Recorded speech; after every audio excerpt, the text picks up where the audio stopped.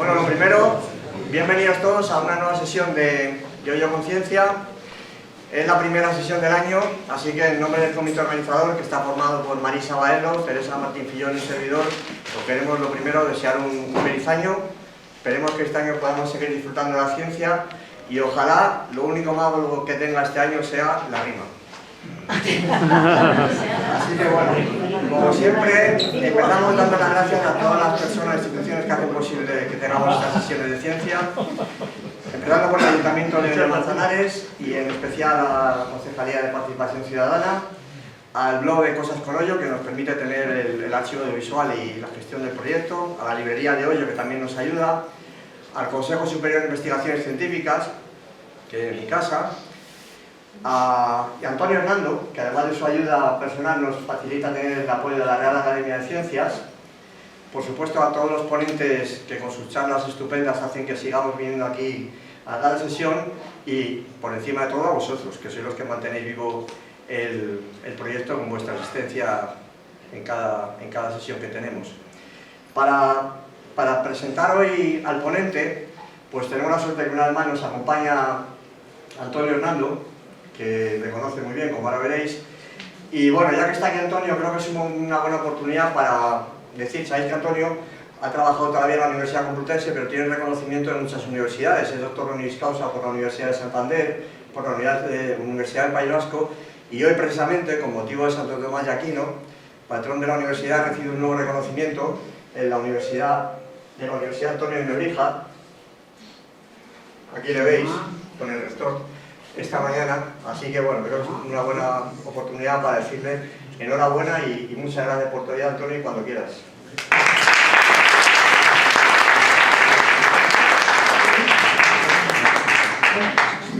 Pues cuando me dijo Miki que si quería presentar a Enrique Asquesivas, le llamé a Enrique y le dije que me mandara su currículum, porque hace mucho tiempo que no le seguía la pista, vamos, que no, le veo mucho, pero que no le seguía la pista científica. Entonces me mandó el currículum y quiero deciros que, bueno, que tenemos la suerte de poder escucharle, porque es difícil encontrar en España ahora mismo a alguien que sepa de lo que es la fusión nuclear y lo que se pretende con ella mejor que él. Hizo la tesis doctoral en la Complutense, que acabó en el año 84, y aunque no lo pone en el currículum, se la dirigí yo la tesis. Y luego enseguida se fue al CIEMAT y estuvo ahí trabajando, ha estado trabajando toda su vida en el CIEMAT en el proyecto de fusión nuclear.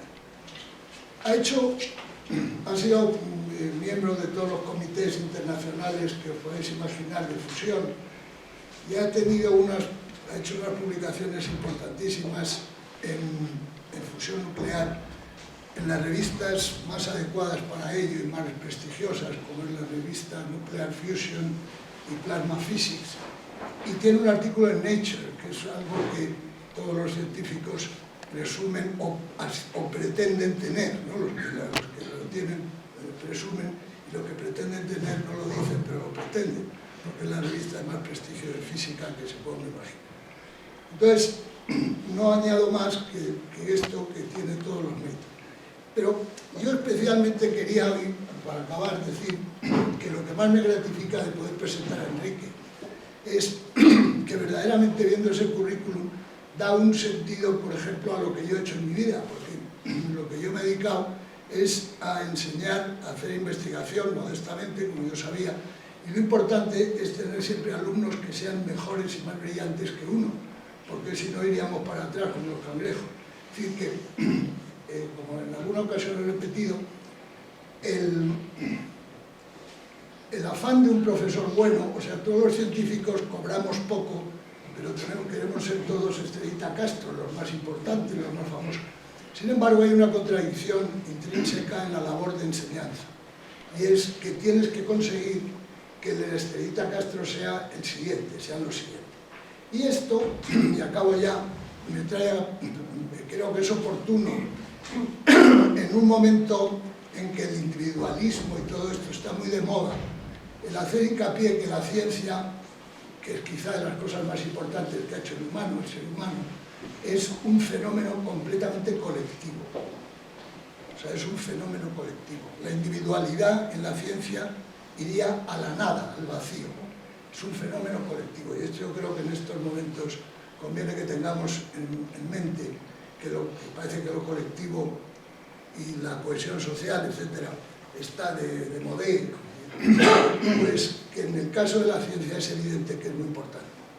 Nada más, muchas gracias.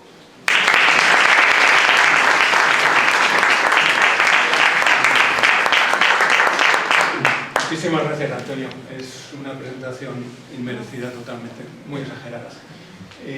Quiero agradecer también al comité organizador, Miki, y el resto del comité, y por supuesto al Ayuntamiento de Ollón, que tiene esta maravillosa iniciativa que es juntar a científicos con la gente y hacerlos internacionales. Me parece una historia estupenda que espero que dure muchos años.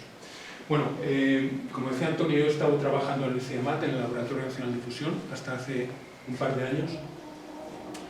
Estoy jubilado, pero mantengo mucho contacto con el grupo todavía. Y he preparado voy a hablar fundamentalmente de fusión, pero para hacer un poco, no sea palo seco la introducción, os voy a hablar unas poquitas transparencias sobre energía, digamos, energía de la que sí es realmente... que está dando vatios ahora mismo. La fusión veréis que todavía es algo emergente. Yo pienso que dentro de unos decenas de años tendremos electricidad de fusión en la web, en la red, pero todavía no. Entonces empiezo hablando un poco de energía, de la energía, digamos, que está haciendo que nuestra vida sea posible. En estas transparencias les enseño el consumo mundial de energía primaria, con todas las fuentes, digamos, clásicas que os podéis imaginar.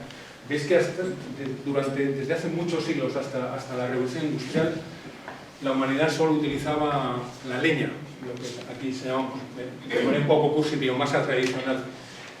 Con la Revolución Industrial se empieza a utilizar carbón, a principios del siglo XX petróleo, gas natural a la vez casi, la nuclear empieza a mediados del siglo pasado, tenemos hidroeléctrica, y estos coloritos que se ven arriba, que luego los veremos con un poco más de detalle, son las renovables que empiezan en este siglo XXI. O sea que veis que realmente esto se está disparando.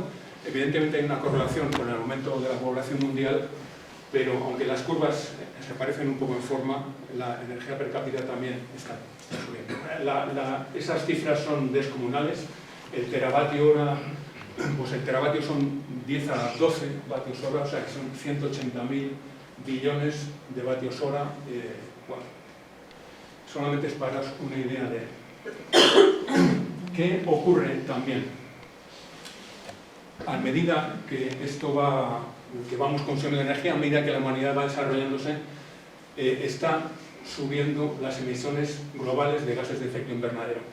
Este es un efecto que veis que está bastante correlacionado con el momento en que empezamos a utilizar combustibles fósiles.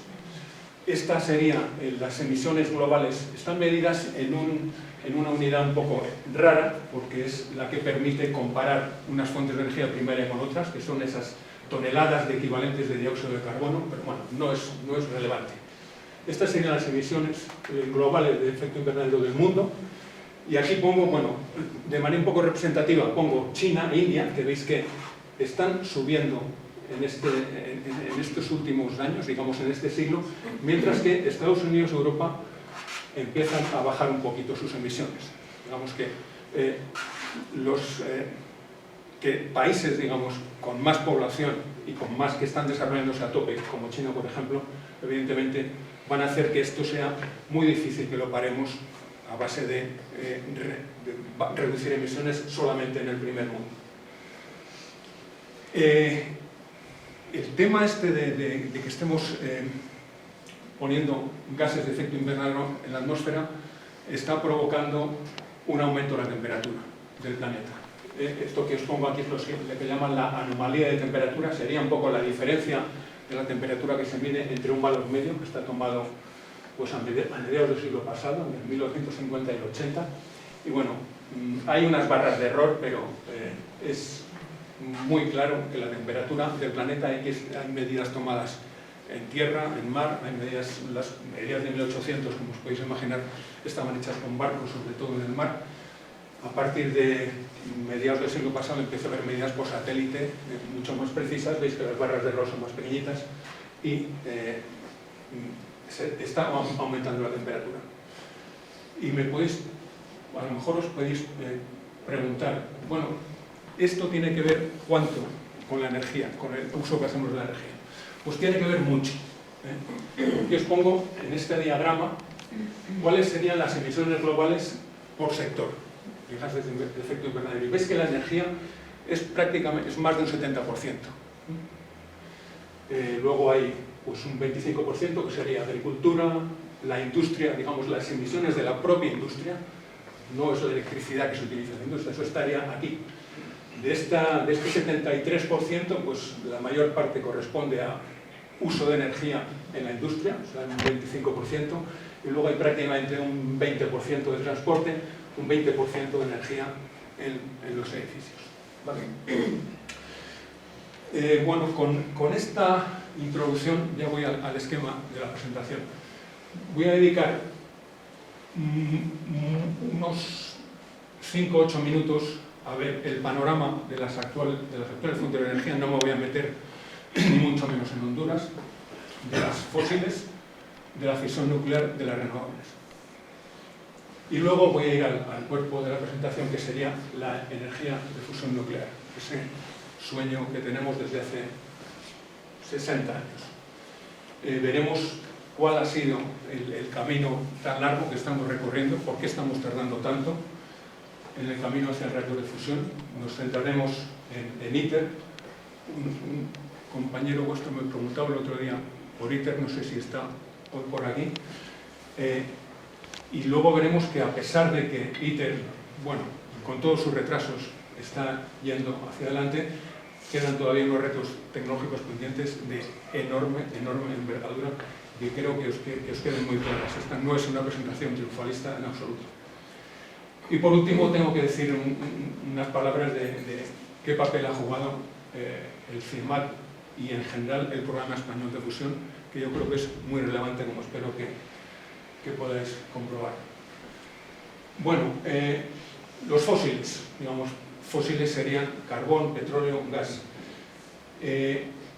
Características, digamos, muy sintéticas. Una característica negativa sería altas emisiones de CO2 y desigual distribución geográfica.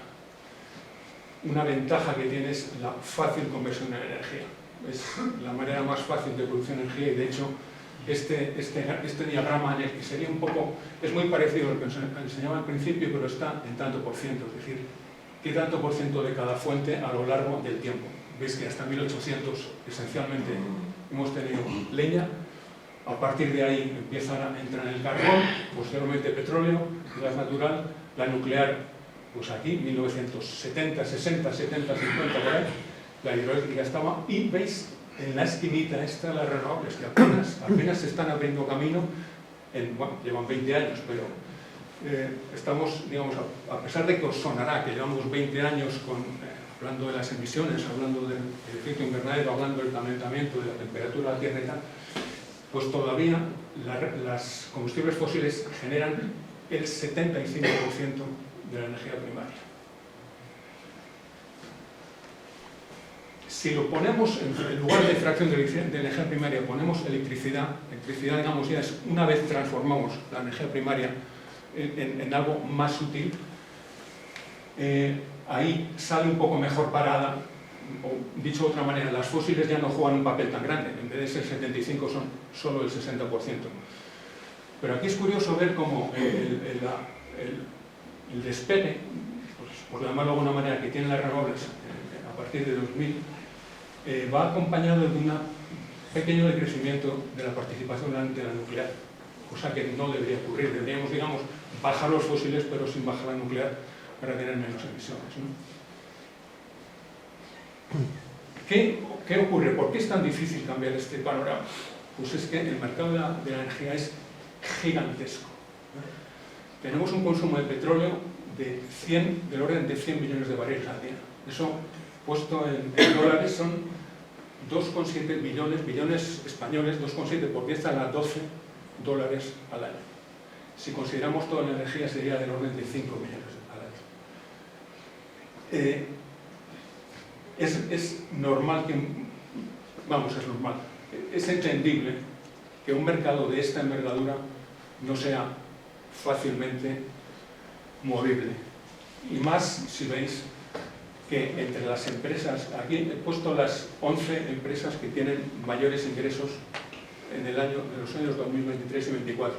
Y veis que entre ellas hay 4 petroleras, una la saudí esta, 2 chinas, y aquí en el número 11 aparece la primera petrolera americana. Es decir, hay una enorme cantidad de dinero, de esfuerzo, y eso, mover eso va a requerir mucho tiempo y mucho esfuerzo. Energía nuclear de fisión. Problemas, pues quizás fundamental sean problemas de aceptación social relacionadas con la seguridad y el tratamiento de residuos. Ventaja clarísima, bajas emisiones de CO2. Esto es un pequeño panorama de cómo está la electricidad de origen nuclear en el mundo. En el mundo hay instalados un poco más de 400 reactores en operación. Hay otros 61 que están en construcción. La potencia instalada es de 370 gigavatios, más o menos del orden de 1 gigavatio por reactor. Y está contribuyendo a nivel global, mundial, con un 10% de la potencia. En España, yo cojo este ejemplo, bueno, veis que la edad, esta es la edad de los reactores, veis que están todos en torno a los 30, 40 años. Buena parte de ellos se diseñaron para 40, luego se extendieron a 60, y yo creo que hay posibilidades de que se sigan extendiendo la vida útil. Estoy leyendo en Estados Unidos, están pensando en extender la vida útil a los 80 años. Si están bien mantenidos, a mí me parece que es una decisión muy buena. En España tenemos 7 reactores en operación, 3 ya se cerraron, y tenemos 7 gigavatios instalados. Suministran el 20% de nuestra electricidad. Por poner un ejemplo, digamos, muy positivo desde el punto de vista nuclear, pongo Francia. En Francia tienen 57 reactores y están suministrando el 65% de su energía. Esta gráfica a mí me resulta muy interesante porque yo, cuando veo esto también, me imagino cómo puede ser el desarrollo, el despliegue de la fusión cuando eventualmente empiece. Esta gráfica indica cómo se fueron construyendo reactores desde que empezaron en el mundo. Esto empieza en 1950, cuando se hicieron los primeros, y llega hasta 2023. Veis que hay un enorme crecimiento con un pico de construcción aquí alrededor de 1975. El pico de producción eléctrica nuclear no fue aquí, fue un poco más tarde, lógicamente, fue alrededor de los años 90. En los años 90 la nuclear suministraba el 20% de la electricidad. A partir de aquí, no sé, la pregunta es ¿por qué se dejaron de construir a ese ritmo? Bueno, pues evidentemente hay razones relacionadas con la parte financiera, hay razones relacionadas con la opinión pública también. Y bueno, digamos, es un tema complejo de debatir. Otro tema que os llamaría la atención es aquí este color. Son todos los países y China está destacada. ¿Por qué? Los chinos están construyendo ahora mismo, de esos 63 reactores en operación, la mitad están en China. O sea, veis aquí en el 2010, 15, 10, 8, 10, 6. Es decir, en China se están apostando fuerte, evidentemente ellos consumen fósiles, están instalando renovables y también están instalando nuclear a mansalva. Un par de consideraciones. Tradicionalmente, los proyectos nucleares son difíciles de financiar porque implican inversiones muy grandes. El coste de capital luego hay un periodo de construcción muy dilatado y hay mucha complejidad técnica. Esto ha hecho que en los últimos años ha habido muchos proyectos que han fracasado. Han fracasado, es decir, que se han cerrado o se han cancelado antes de llegar al final, con unos enormes retrasos, costes financieros, intereses, etc. Es decir, desde el punto de vista financiero, las nucleares no son fáciles.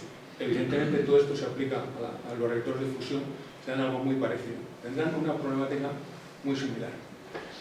Recientemente, hay un interés renovado en el sector nuclear asociado al desarrollo de lo que llaman ellos los SMR, los Small Modular Reactors, son pequeños reactores modulares. Estos son reactores que están por debajo de los 300 megavatios, tienen una ventaja de que se pueden construir casi en una factoría y prácticamente transportarlos. Eso es una manera, digamos, demasiado laxa de hablar, pero vamos, son muy ventajosos. Lo que pasa es que todavía se están prometiendo desde hace años y todavía no acaban de funcionar.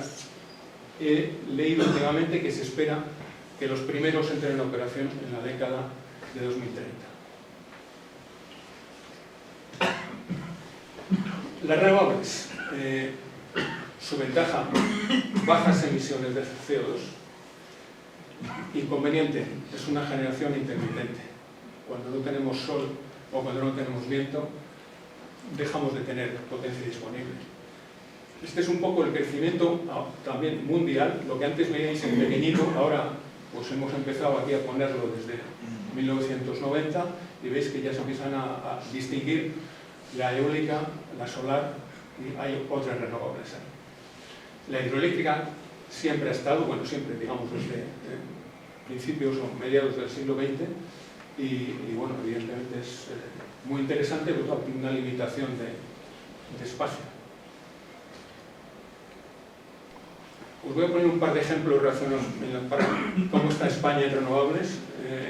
Esta es la potencia instalada por países, en la que, bueno, os llama la atención Alemania.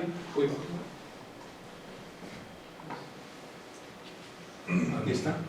En Alemania, digamos, partiendo en el 2000 de potencias casi irrelevantes, ahora está en el 23 produciendo 70 gigavatios instalados. 70 gigavatios. Viene después India y España está aquí en un puesto muy bueno, con más de 30 gigavatios instalados, por delante de potencias como Australia, Japón, Italia. En España estamos cada año batiendo récords de energía generada. Ahora hablo de energía, ya no sé si es potencia a lo largo de todo el año, digamos, ¿no? Entonces, en el año 2024, el 56% de la energía que hemos consumido, de la electricidad, era de origen renovable.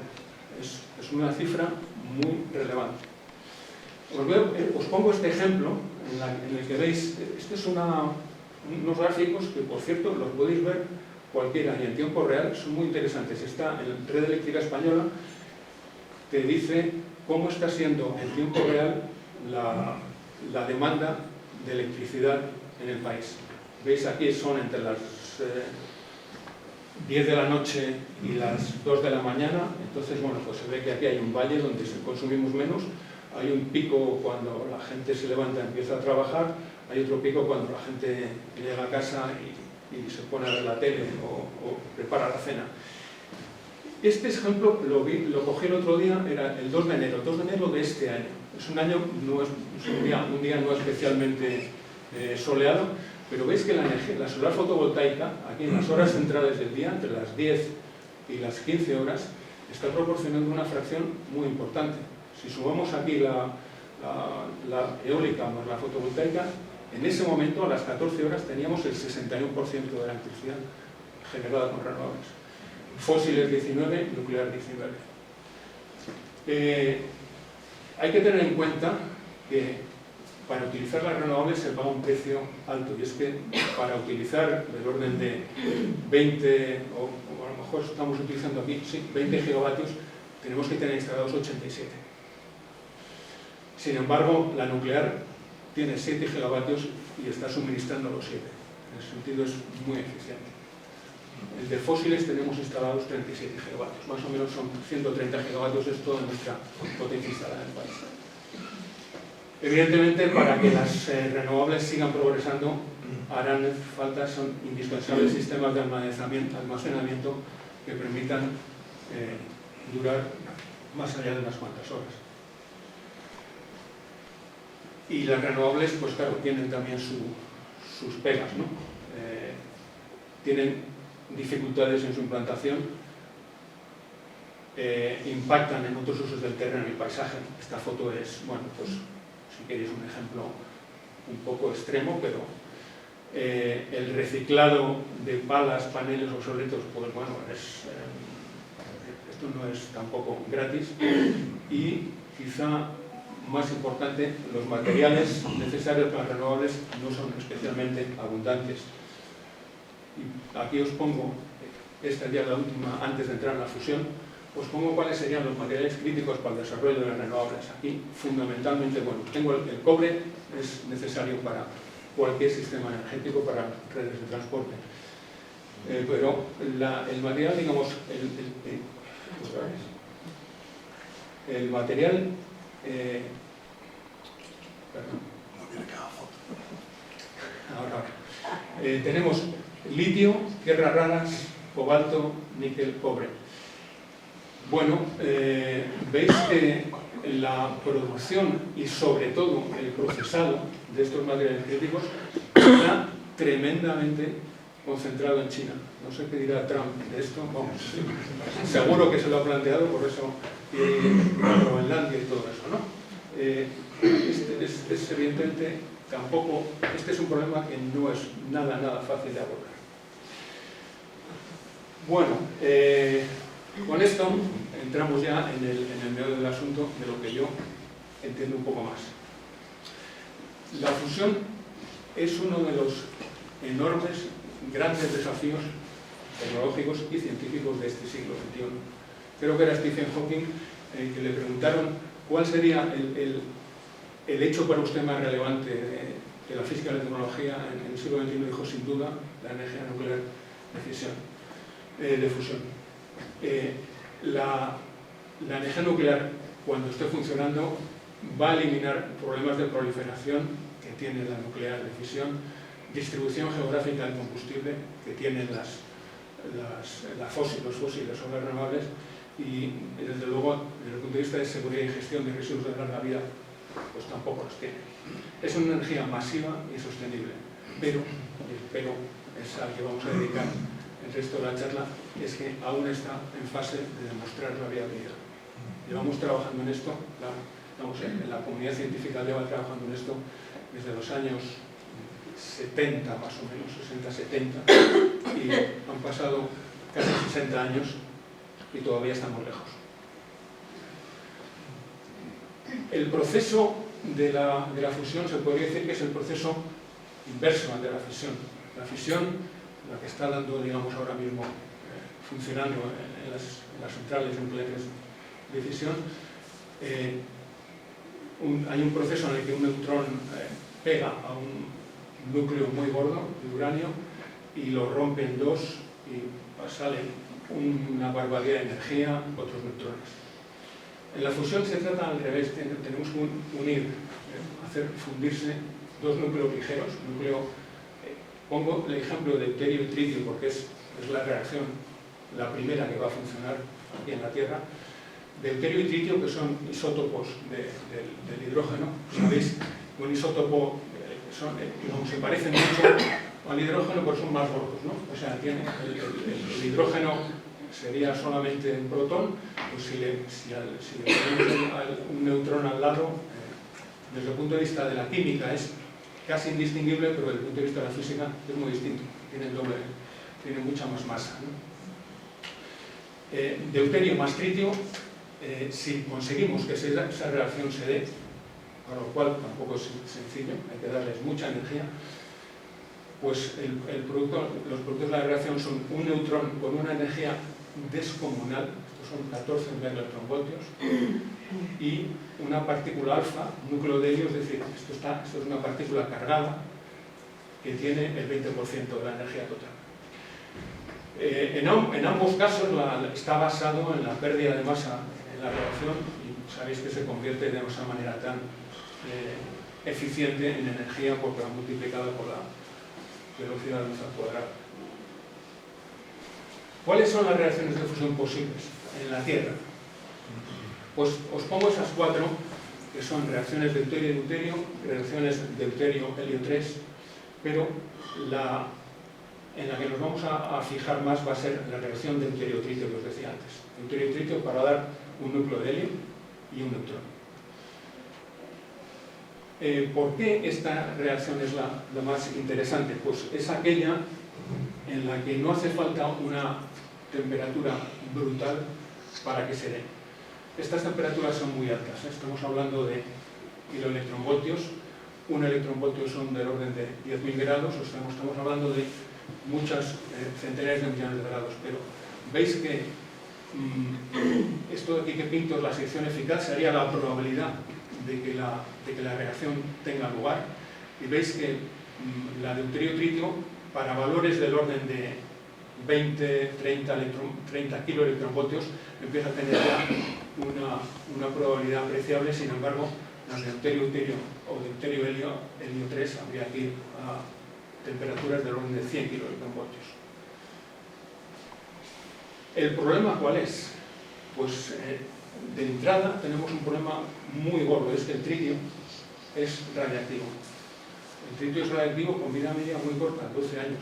Lo que quiere decir que esencialmente no hay tritio en la naturaleza. No podemos hacer minería del tritio como hacemos con los otros materiales.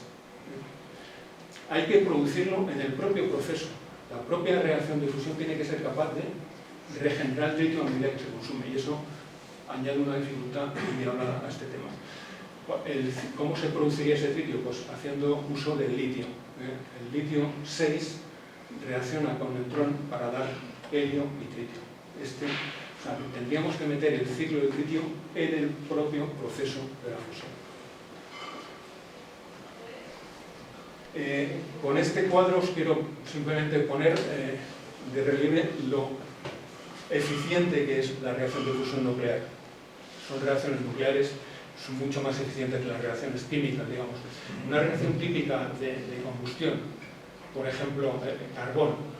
Imaginaros, oxidamos carbón produciendo CO2 y eso nos da energía.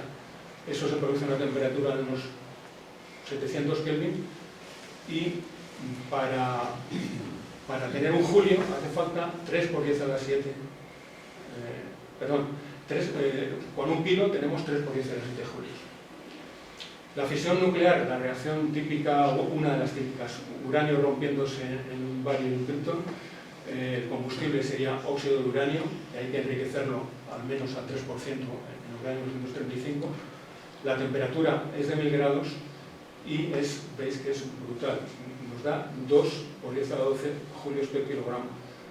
La fusión es todavía 100 veces más eficiente que la fisión, pero ¿cuál es el problema? Necesitamos 100 millones de grados para que se produzca. ¿Por qué? Bueno, esto viene a decir lo mismo. Imaginaros por un momento que tenemos la planta, tenemos una planta de fusión. He dado un salto enorme, pero luego voy a volver atrás. Tenemos aquí una planta de fusión y vamos a ver cómo sería el proceso. Tenemos metemos deuterio, hemos dicho que tenemos que meter deuterio y tritio. Al arrancar nos va a hacer falta algo de tritio. Hay muy poco tritio en el mundo. Es el orden de 20 kilos de tritio en el mundo ahora mismo. El tritio ahora mismo se produce en las centrales nucleares de fisión refrigeradas con agua pesada. Y esas centrales las tienen los canadienses. O sea que los canadienses son los que tienen ahora mismo el tritio. Y cada 12 años se quedan con la mitad. Con lo cual, es el momento de arrancar, digamos. Si cuando queramos construir a la vez 40 reactores de fusión, la disponibilidad del tritio va a ser un problema. Bueno, pensemos que tenemos un poquito de tritio. Deuterio es relativamente fácil y barato, lo vemos a continuación. los metemos ahí, aquí ocurre la reacción, luego veremos un poco cómo. De la reacción hemos dicho que va a salir neutrones y helio. Este neutrón, por ejemplo, va a pegar esto que rodea a la cámara donde se produce la reacción, es litio. Es algo que tiene que estar basado en litio, porque necesitamos que el neutrón, al pegar con litio, nos produzca el tritio. De manera que aquí, en esta zona, se va a producir, por un lado, el amortiguamiento del neutrón. Va a perder su energía, la va a ceder al litio, el litio se va a calentar como el demonio y vamos a tener un intercambiador de calor que producirá vapor, y ya aquí es un ciclo térmico convencional. De manera que el litio, por un lado, absorbe la energía del neutrón, produce, al chocar con el litio, produce ese tritio que necesitamos, y también protegerá seguramente a todo lo que hay detrás. Los neutrones van a salir de aquí. Luego veremos que en esta cámara, en esta zona hay campo magnético, entonces el neutrón no va a ver el campo, pero las partículas alfa se van a quedar allí, porque están cargadas. De manera que tendríamos entonces este esquema. Había un subproducto que sería helio, un subproducto muy valioso, muy interesante. Esto que pongo aquí, procesado el combustible, esta caja, que ahí es un rectángulo, esto será una de las instalaciones más complicadas que tendrá un reactor, será la planta de tritio, en la que hay que separar el deuterio-tritio que queremos, hay que separarlo del helio.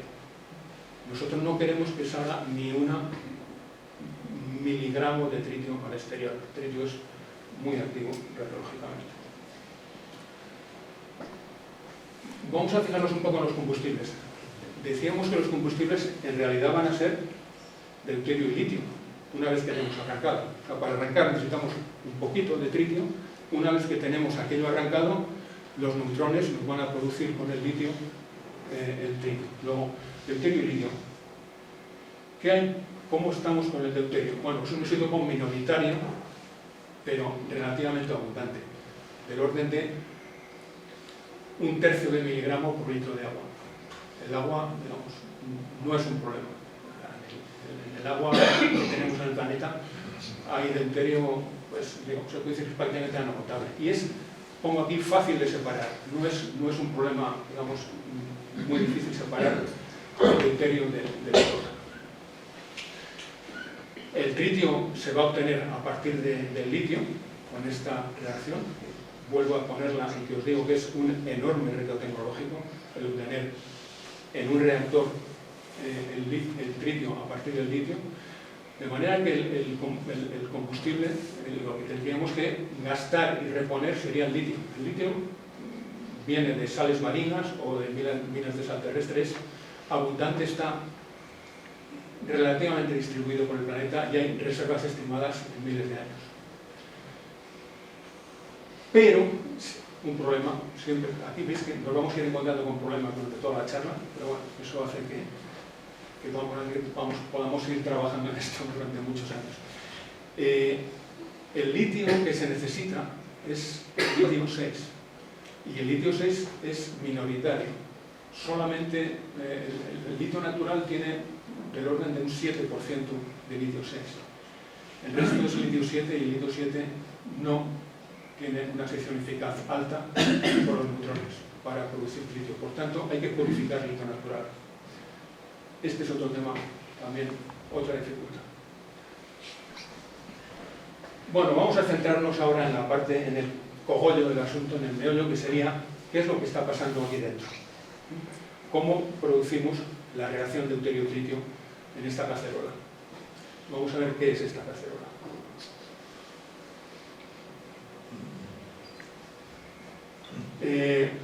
Queremos unir dos núcleos que están cargados positivamente. Decíamos que tenemos que unirlos. En cuanto vayamos acercándolos, los núcleos van a experimentar una fuerza repulsiva. O sea, eso lo vemos, os acordáis de haberlo visto en el instituto. Esa fuerza electrostática es una fuerza de largo alcance que va a hacer que no resulte fácil. La única manera que tenemos de realmente acercarlas lo suficiente para que entre en juego la fuerza nuclear que ya es atractiva, es hacerlos colisionar con muchísima velocidad. Muchísima velocidad equivale a decir muchísima temperatura. Son energías de entre 15 y 20 kiloelectronvoltios que equivalen a 170 millones de grados. O sea, nuestra mezcla de deuterio y tritio va a tener que estar a esta temperatura. ¿Cómo conseguimos esta temperatura? ¿Qué le pasa a la materia cuando estamos a esta temperatura? Y aquí vemos la palabra plasma que salía ya antes un poco, ¿no? A muy alta temperatura la materia está en ese estado que en el universo es muy abundante, de hecho es el más abundante, aunque aquí en la Tierra pues no lo es tanto. Cuando calientas la materia, digamos, del sólido, le das suficiente energía, rompemos los enlaces de la estructura cristalina, pasamos a tener un líquido, seguimos calentando el líquido, podemos obtener un gas en el que, digamos, tenemos moléculas independientes, pero si sigues calentando, llega un momento en que ese gas pierde, se ioniza, se rompe absolutamente, de manera que los núcleos se separan. En este caso sería, pues imaginaros, esto es hidrógeno, con un protón y un electrón.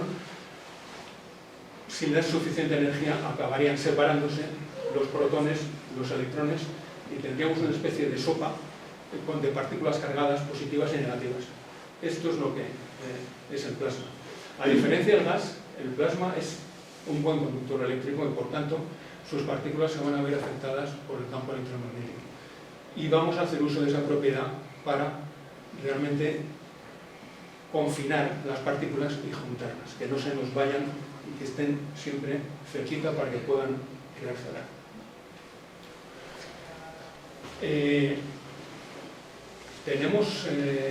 Hay un reactor de fusión funcionando aquí a 150 millones de kilómetros, que es el Sol.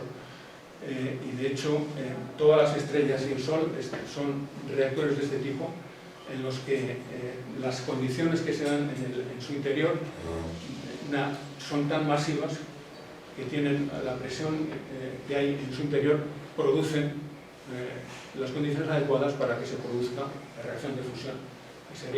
Hay un ciclo de deuterio, en fin, no podemos entrar ahí.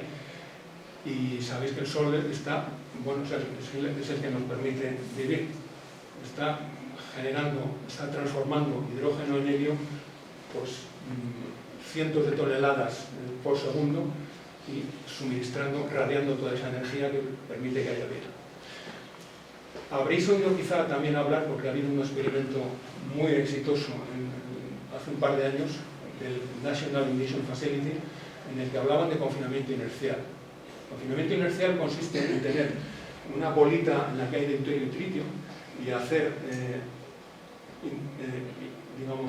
hacer incidir sobre la esfera esa, de manera absolutamente homogénea, un conjunto de láseres que provocan una ablación de la corteza y se produce, digamos, una implosión hacia adentro y se alcanzan, digamos, en esta zona interior condiciones de presión y temperatura, presiones brutales, y se puede reducir, se puede obtener fusión. De hecho, en estos experimentos es la primera vez que se puede decir que han obtenido más potencia de la reacción de fusión de la que se metió. Es un poco tramposo, pero bueno, tampoco quiero atacarles. Son colegas, aunque no son, yo soy del mundo del confinamiento magnético. Digo que es un poco tramposo porque en ese cálculo, ese cociente de potencia extraída frente a potencia que meten, solo consideran la energía de los 192 láseres que hay aquí, son muchos megajulios, pero no cuentan realmente toda la energía que han gastado para alimentar esos láseres, que son igual 50 veces más. Pero bueno, digamos, está justificado y no han engañado a nadie. De lo que ellos voy a hablar es del confinamiento magnético. Es decir, os decía antes que las partículas cargadas reaccionan con el campo magnético. El campo magnético no deja que una partícula cargada se aleje mucho de la línea de campo.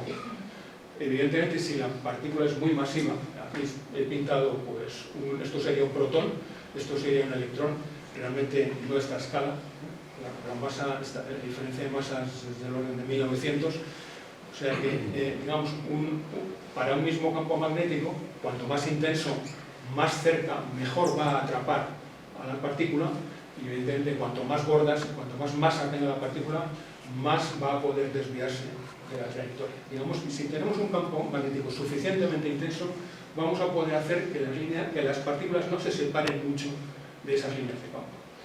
Bueno, pues esto ya es una idea que se veía clara desde los años 50, 60. En los años 50-60, bueno, la primera reacción de fusión exitosa fue la bomba termonuclear. Porque claro, no se trataba de romper el mundo para tener. Allí se tuvieron ese factor de ganancia fue enorme. Eso, digamos, es un experimento de otro militar. Y curiosamente, yo creo que hasta cierto punto engañó un poco a la gente que estaba trabajando en eso entonces.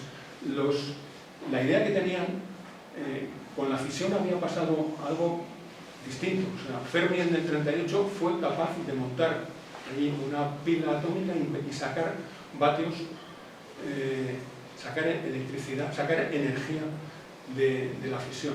Y tardaron 7-8 años en obtener, digamos, una reacción en cadena y una obtención brutal de energía. Aquí, algunos pensaron, joder, si ya tenemos lo que ha costado tanto en la fisión, tenemos la parte brutal, ahora se trata de hacer simplemente un poco de ajuste fino para poner esto a trabajar de manera elegante. Bueno, pues no.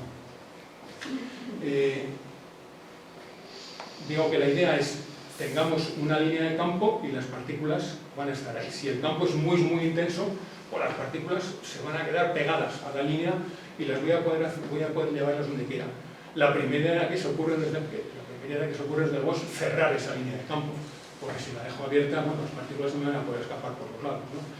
Bueno, cierro la línea de campo y entonces en los años 65, Sájarov y Tam, rusos, idearon esta configuración, el tokamak. Vienen de estas palabras rusas que vienen a decir como cámara toroidal, magnética y alguna cosa más. Básicamente se trata de tener una especie de estructura, una especie de rosquilla. Alrededor de la rosquilla sitúo estas bobinas estas marrones que se llaman bobinas de campo toroidal. Estas crean un campo toroidal, el que nos interesa más, pero bueno, no es suficiente. Hace falta, si solo tienes ese campo toroidal, de eso se dieron cuenta enseguida, el plasma no lo confinas durante un tiempo suficientemente largo, porque aparece una separación de cargas, digamos, las cargas positivas y las negativas se van a sitios diferentes, de manera que aparece un campo eléctrico y ese campo eléctrico daba al traste con la configuración, de manera que se vio enseguida que hacía falta también una componente poloidal del campo magnético, de manera que las líneas de campo fueran esta especie de hélices, superficies, digamos, hélices alrededor de un toro, ¿vale?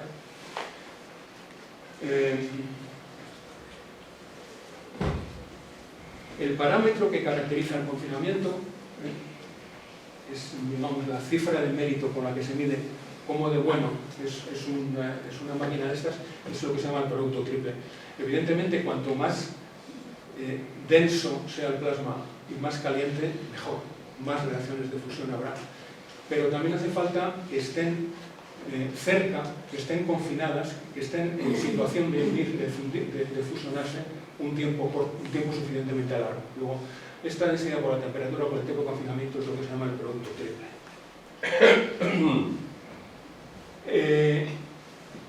Esta, digamos, os he ido enseñando muchas pegas que tiene la fusión. Esta es una parte positiva, digamos.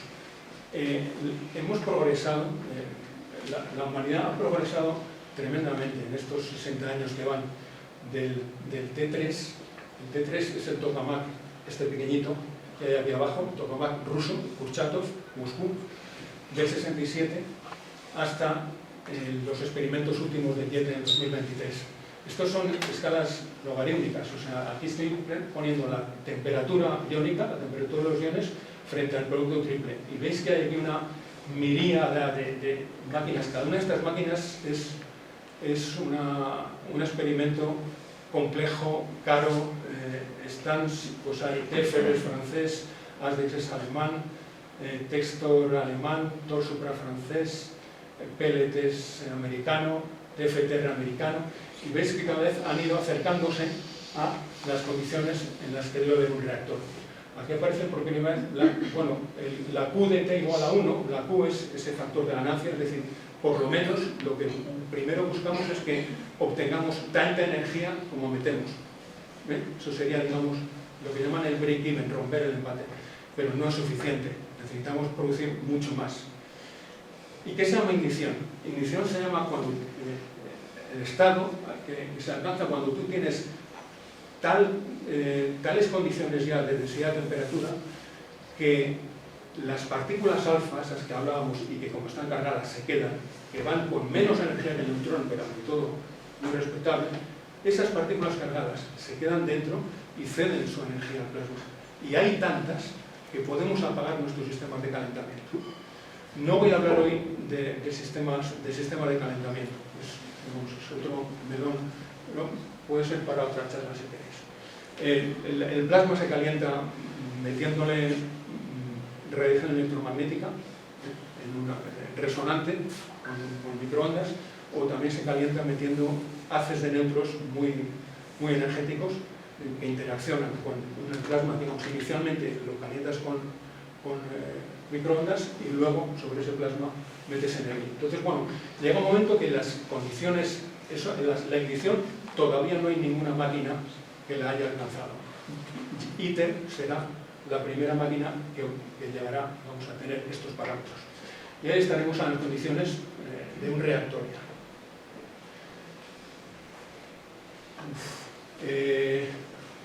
Estos son los resultados más importantes de fusión por confinamiento magnético, que os parecerá igual, joder, tanto rollo para esto. O sea, durante 6 segundos, estos son resultados del JET del 23 que se han publicado, se hicieron públicos en febrero del 24. Durante 6 segundos se han logrado tener pues del orden de 15 megavatios. Si consideráis toda la energía que hay aquí, multiplicando más o menos la potencia por el tiempo, son 69 megajulios de energía. O sea, veis que frente a las cifras que estábamos hablando, 15 megavatios no es nada, pero bueno. Las factores de ganancia son, durante el valor medio de ganancia aquí ha sido 0,37, o sea, coquetón, todavía queremos acercarnos a 1. Y en este experimento que hubo en el 97 instantáneo, pues ahí se consiguió 0,67, pero yo creo que tiene mucho más valor este 0,37 durante 6 segundos que este 0,67 instantáneo. Estos resultados han sido considerados como un hito similar al que os decía antes del confinamiento inercial, y sobre todo demuestran que las predicciones, o sea, los modelos son capaces de explicar esto. Problemas pendientes. He agrupado ahí en 4.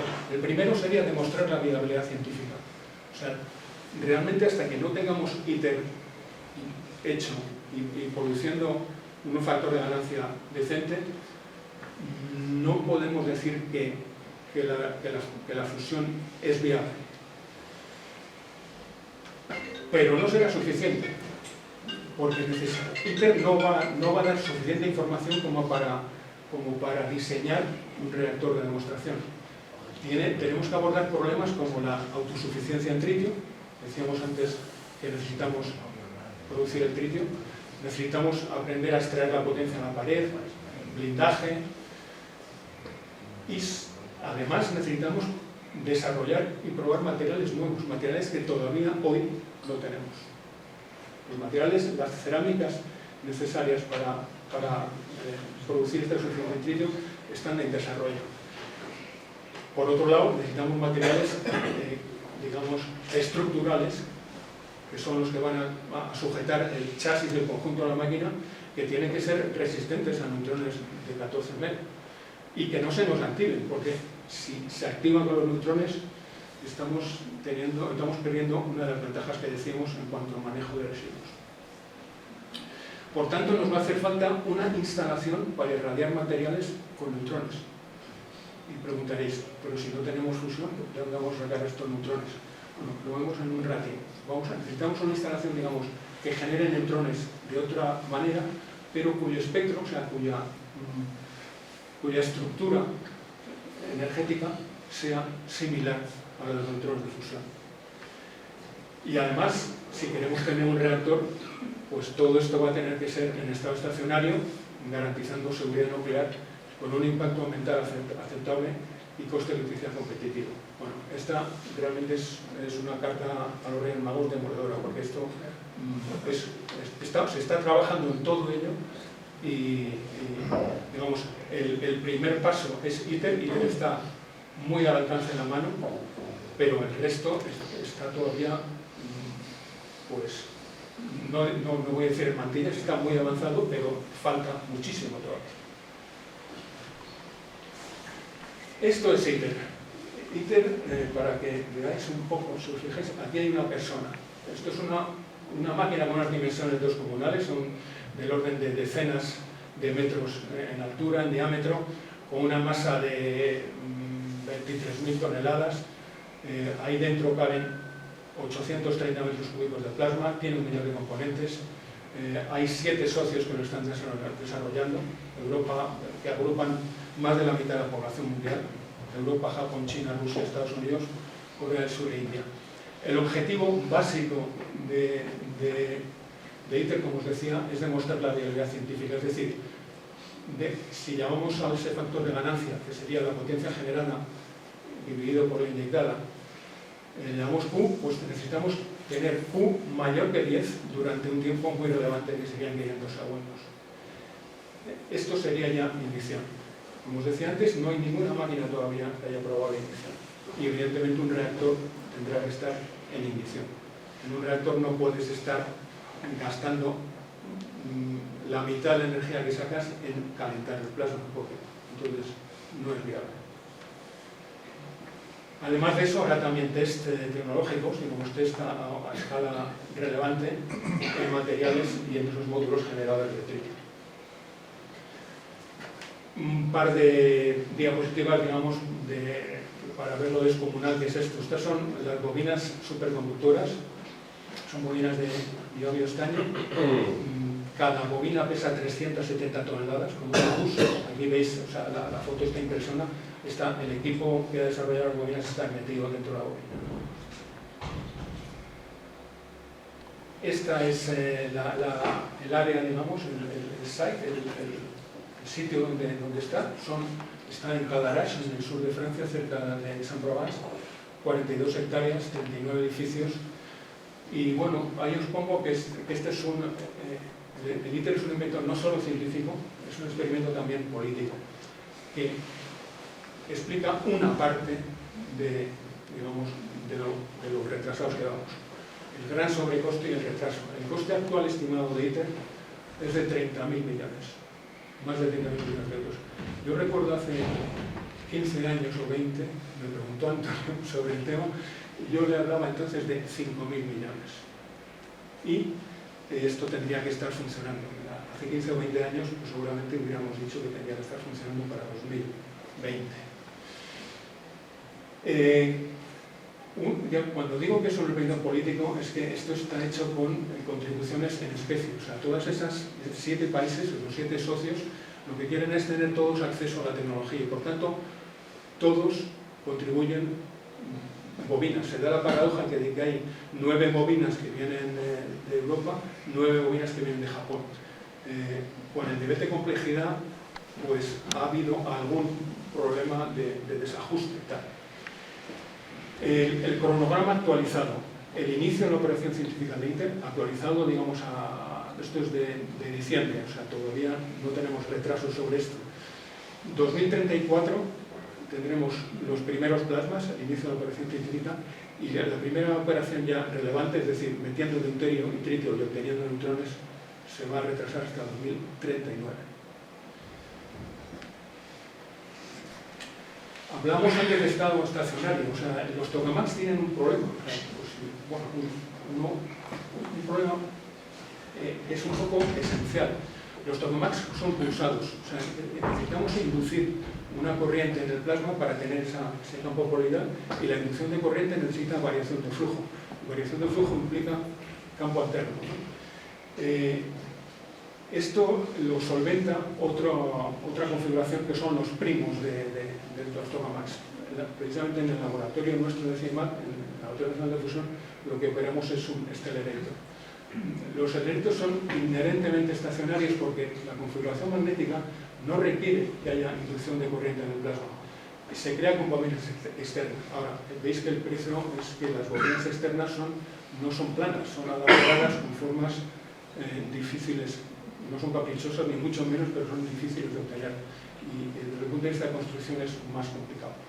Los esteleritos han estado detrás de los tokamaks hasta hace 20 años, pero ahora aparecen como un candidato al reactor claro. De hecho, yo creo que el primer reactor funcionando y poniendo datos en la red será un estelerito, a pesar de que ITER es un tokamak y seguramente los primeros prototipos después seguirán siendo tokamaks. Este es el estelerito Raytheon 7X que está en operación desde hace unos poquitos años y tiene valores récord de producto triple, tiene pulsos de 100 segundos. Y es una especie de hermano mayor nuestro con los que colaboramos mucho, todo lo que podemos, claro. No voy a insistir, ITER es un paso indispensable, es una condición necesaria, pero no es suficiente. No va a dar información la que necesitamos para diseñar los reactores en unos cuantos temas. En cuanto a extracción de potencia, a autosuficiencia en trito, desarrollo de materiales, mantenimiento remoto. Os voy a tener en un par de ejemplos. La extracción de potencia, bueno, esto tiene que ver con esos... os decía que el 20% de la energía que salía de la fusión va en forma de partículas alfa, que se van a quedar. Las partículas alfa no van a salir, ¿no? El campo magnético no les va a dejar salir de la cámara de vacío, se van a quedar allí calentando el plasma, pero al final, en un proceso, digamos, cuasi estacionario, cuando tú tengas esto que dure muchos segundos, esa energía se va a ir difundiendo, no se va a quedar. Esa energía va a salir y va a ir a tocar a las paredes. El Libertor, este nombre de aquí, lo que tiene digamos, la misión de concentrar esa energía en unas placas que están diseñadas para poder tratar con esa enorme densidad de potencia. Son densidades de potencia del orden de 20 megavatios por metro cuadrado.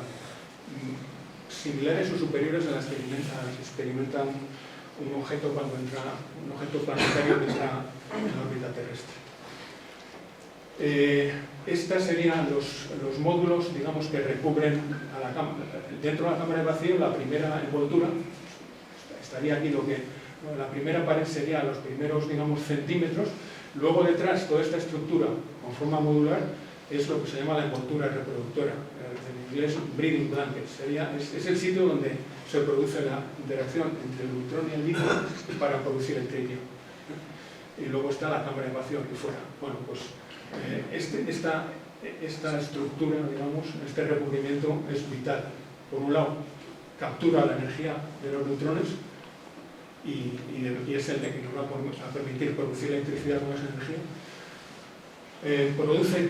Tiene que producir trito suficiente, tiene que haber un factor de multiplicación 1,2, es decir, por cada neutrón que salga necesitamos producir 1,2 tritios más o menos para tener un poco de margen. Y por otro lado, luego blinda, esta estructura tiene que blindar para que los neutrones de 14 no lleguen a dañar las bobinas. Las bobinas de campo magnético estarían todavía por fuera de esta cámara de vacío.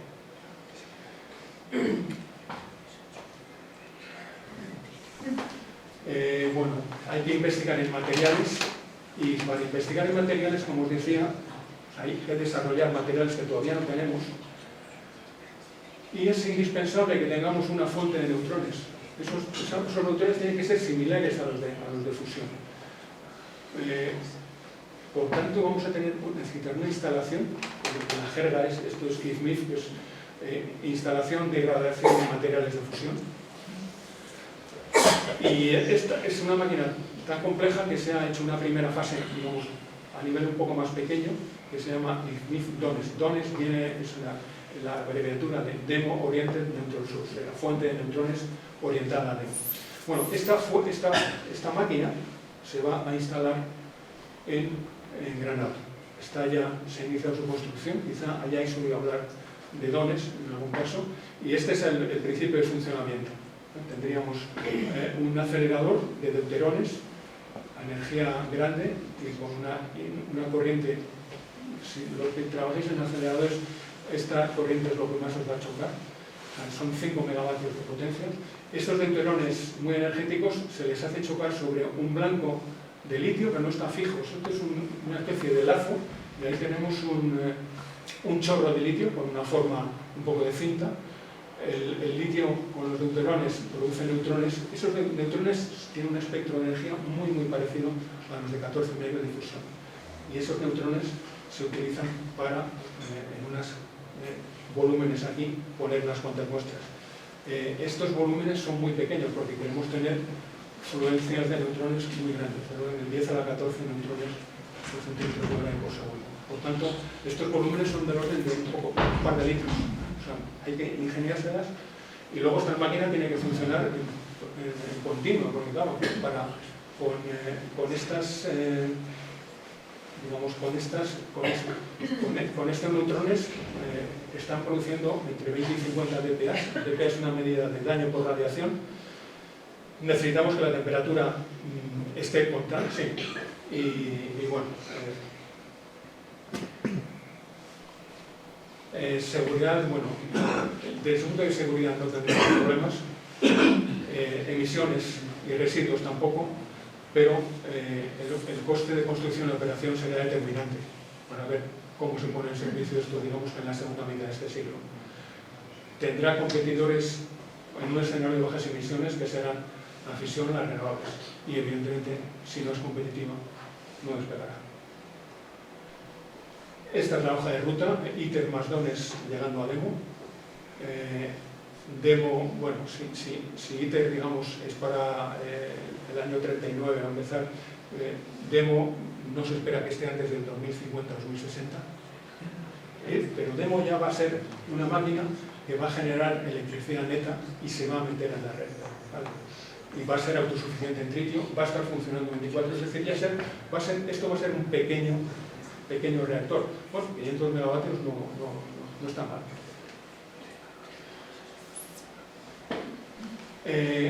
No puedo dejar de mencionar la inversión privada, cómo está creciendo últimamente, los últimos, digamos, 10 años, yo diría.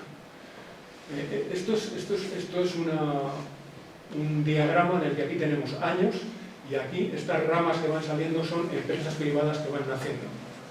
Entonces, bueno, veis que inicialmente en el 92 había una de vez en cuando, y ahora están saliendo como churros. Esto es en Estados Unidos y en Europa también, incluso en Australia, en Japón.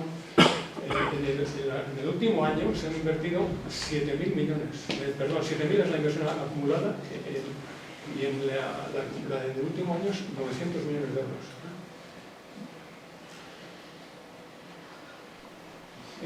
Aquí está un poco la distribución de cuáles estas startups. Evidentemente son startups de capital riesgo. Atraen a los inversores porque tienen posibilidad de altísima ganancia, pero bueno, veis que los inversores no son poca cosa. Seguramente aparecerá por aquí alguno nuevo. Cuando os digo que a menudo poco realista, me refiero a que esta es una encuesta que se ha hecho a final de este año entre estas empresas. Y se les preguntó, ¿cuándo suministrará electricidad a la red el primer reactor de fusión? Y veis que 21 de ellas tienen la desfachatez de decir que en el 31 o 35. O sea, esto es absolutamente imposible.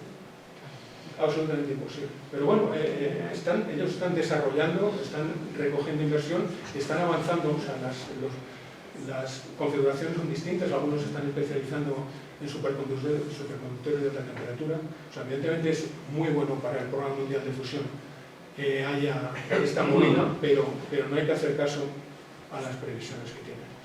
Y bueno, termino con el programa el papel del Programa Español de Fusión. O sea, los objetivos, evidentemente, son, por un lado, contribuir al propio desarrollo, digamos, I+D, pero también nos planteábamos que es muy importante favorecer la participación de la industria en toda la construcción, explotación de los experimentos.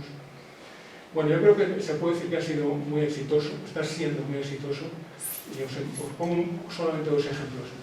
CIEMAT ha construido este reactor TJ2, esta es una máquina ya añeja, empezó a funcionar en el 97, está cumpliendo 27 años, es donde se puede decir que ha pasado de otra unidad en su entorno, con un presupuesto de 30 millones de euros, pero ha tenido unos retornos industriales brutales para esa inversión. Llamo retornos industriales a todo lo que ha venido a empresas españolas como consecuencia. Se pueden cifrar unos 1.400 millones de euros. Eso lo que respecta a la ciencia de la fusión, digamos. Pero también el hecho de que Ifniz Dones se vaya a hacer en Granada no es una casualidad. O sea, hay un grupo de tecnología en CIEMAT que ha contribuido de manera decisiva a esto. Dones se piensa que estará listo para el 2033, quizás se retrase algo, tiene un presupuesto de 700 millones. Aquí os pongo, bueno, la empresa que gestiona la contribución española, perdón, europea, está en Barcelona. Eso tampoco es casualidad. Hubo una propuesta ya por principios de los 2000 de instalar ITER en España, en Vandellós, se propuso Vandellós. Estábamos compitiendo con la todopoderosa nuclear Francia. Evidentemente, al final, Francia se llevó el voto al lobo, pero un poco el premio de consolación fue que la organización, digamos, que gestiona toda la contribución europea está en Barcelona. Eso evidentemente implica cercanía a la I+D y luego implica también, bueno, pues unos ingresos grandes para la ciudad. Aquí ¿por qué os decía lo de los retornos? Pues veis, esta es una construcción, contratos que se han llevado España, está en un segundo lugar ahí, detrás de Francia, por delante de potencias como Italia, Alemania y el Reino Unido. Ejemplos de participación industrial, pues las empresas como Iberdrola, Lita han participado en los tutoriales, en la construcción tenemos empresarios agrupados, Ferrovial, Cámara de Vacío, etc. Y bueno, acá, unas mínimas consideraciones finales son como un pequeño resumen de todo. No puedo ser, no se me ocurre nada más inspirador. Evidentemente, la producción y el uso de energía siempre tiene un impacto sobre el medio, por tanto, eso hay que tenerlo en cuenta. Yo diría aquí como coletilla que el ahorro energético debería ser una prioridad a todos los niveles, y la generación de electricidad mediante fusión puede jugar un papel crucial en un escenario de bajas emisiones. Pero, como hemos visto, como os he tratado de contar, a pesar de que el esfuerzo y los resultados han sido buenos, todavía falta muchísimo para llegar al reactor. O sea, ITER es un proyecto imprescindible que muy probablemente será exitoso, pero no es suficiente. Y bueno, aquí no os voy a repetir los problemas que había. Quizá deciros que, como os comentaba antes, con el eventual despliegue de una flota relevante de reactores de fusión será un proceso, suponiendo, o sea, vamos a ponernos en positivo, función positiva, pero una flota relevante, digamos, para llegar a dar un 20% de electricidad mundial, es un proceso enormemente largo y complejo, con muchísimas tensiones económicas, teniendo que competir con las otras fuentes. Y por último, España juega un papel muy relevante, o sea, creo que podemos estar razonablemente orgullosos del panorama, del papel que está jugando nuestro país en este panorama. Y CIEMAT actúa un poco como punto focal para coordinar la I+D con la industria. Muchísimas gracias.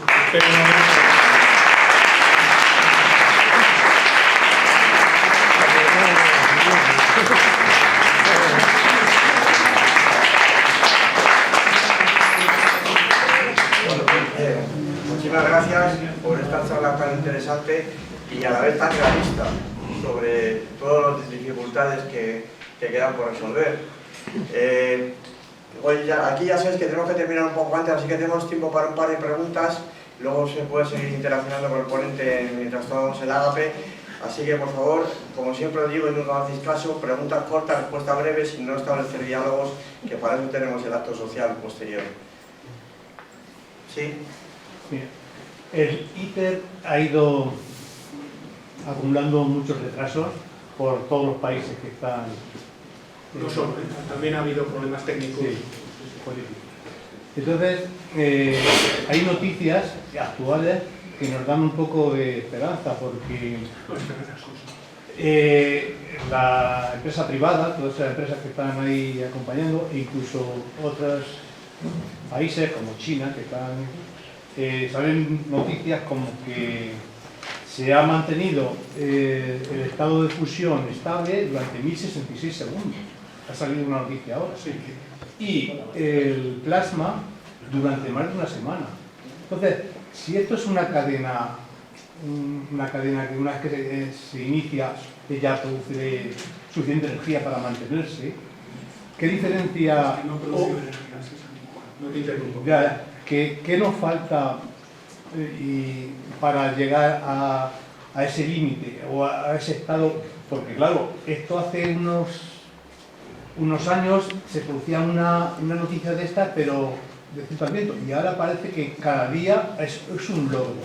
No sé si interviene la inteligencia artificial para llegar a esos logros tan frecuentes. Para el tratamiento de datos, la inteligencia artificial seguramente jugará un papel, pero hay problemas tecnológicos como de primeros principios. Esos pulsos largos que mencionas son pulsos, digamos, plasma que dura tiempo, pero no está en las condiciones de producir reacciones de fusión. O sea, la ganancia sería muy pequeña. Entonces, bueno, vale para poner a prueba. O sea, es un experimento todavía científico, pero necesitamos llegar a la parte, digamos, tecnológica. Entonces, un problema, por singularizarlo, un problema. Si no obtenemos tritio a partir de los neutrones, no hay fusión. Y eso no lo ha hecho nadie todavía. Si no obtenemos ignición, es decir, tú no puedes tener tus sistemas de calentamiento prácticamente apagados y el plasma calentado solo con las partículas alfa, tampoco hay fusión. Entonces, esas son dos cosas que no ha probado. ITER va a probar esta de la ignición, sí, pero ITER no va a poder probar la producción de tritio. Lo va a hacer a nivel experimental, va a meter ahí un modulito y vamos a estudiar. Pero vamos a producir 1,2 tritios por cada neutrón que sale, eso no lo vamos a tener hasta más adelante, hasta dentro seguramente. Vale, ¿hay otra pregunta? Sí, yo he oído que podría haber tritio en la Luna por culpa de las radiaciones cósmicas. ¿Has oído algo? Igual te refieres al helio 3. Helio 3 también, con toda seguridad, pero sí. Un deuterio en el agua de la Luna especial con tritio. El tritio, lo de los 12 años de vida media, es aquí y en la Luna y en Marte. O sea, eso es un problema. Entonces, puede que aparezca el tritio, no sé por qué reacción, pero a los 12 años quedaría a la mitad. O sea, que para atraer inversores, yo creo que se está hablando también de que podría haber tritio ahí. Sí, yo he oído, hay planes como para ir a la Luna y allí hacer minería del helio 3. Se supone, el helio 3, la ventaja que tiene es que no produce neutrones. O sea, todos estos problemas que estamos hablando de proteger, de tritio y tal, es porque hay neutrones. Pero si tú consiguieras una reacción en la que el producto fuera una partícula cargada, directamente pondrías el cable ahí y ya está. Pero esas requieren temperaturas mucho más altas, en el caso del deuterio interior, y en el caso del deuterio 3 necesitas además el helio 3, que no lo tenemos. ¿El criterio de uso es el producto tiene que decir? Sí, ese producto tendría que ser, me parece que es mayor de 5 por 10 a la 21. No, es que no me he perdido. Vale, ¿alguna otra pregunta? Las conexiones magnéticas tampoco lo mismo. Las conexiones magnéticas es uno de los mayores problemas que hay que pero bueno, una breve de Gaspar y terminamos. todo es para todo el sistema energético, todo el aspecto de energía está pensado sobre el concepto de que la energía se genera y se consume inmediatamente. O sea, no hay un plan general de almacenamiento de energía. El almacenamiento es vital en cualquier fuente, digamos. Evidente para las renovables, si no hay un almacenamiento mucho más avanzado que el que tenemos ahora, se van a quedar paradas. El problema estaría resuelto. Yo sé que el sistema energético español, por ejemplo, funciona a demanda. O sea, tiramos de energía y entonces se genera para consumir, no para consumir. En ese esquema que os ponía, veis como hay una industria de base que estarían ahí. Está la nuclear, está la eólica con el viento. Para consumir la inmediata. Y entonces cuando hace falta enchufas y metes gas, metes en ciclo combinado. Y eso, la sala de control de red eléctrica española es una cosa digna de ver. Bueno, pues... Bueno, gracias y disculpad por la duración tan larga. Para terminar esta parte...